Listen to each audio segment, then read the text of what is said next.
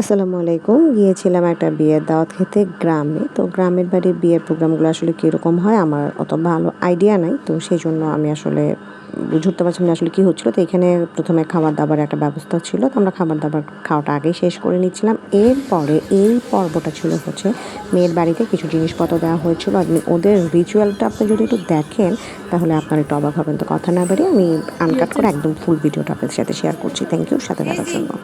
কবুলের সময়টা লাগবে না? হ্যাঁ হ্যাঁ হ্যাঁ হ্যাঁ কবুলের সময়টা না লাগবে। এই জি আপনাদের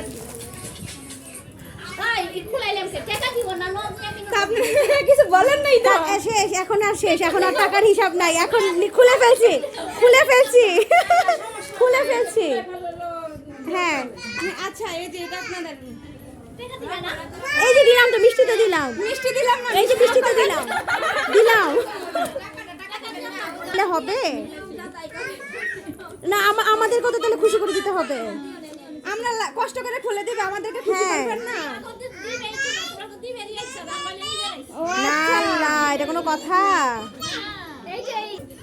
এটা নিবেন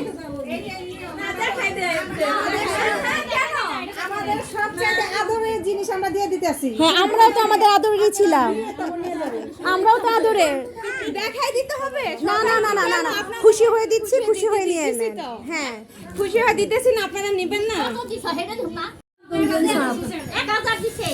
হ্যাঁ ঠিক আছে এই যে দাও শাড়িগুলো দেখাও এই যে দেখেন এই যে শাড়িগুলো দেখ ইয়া করেন কয়টা একটা দুইটা তিনটা চারটা পাঁচটা ছয়টা এই যে দিবে 7 8 9 10টা বুঝতে পাইছেন 11টা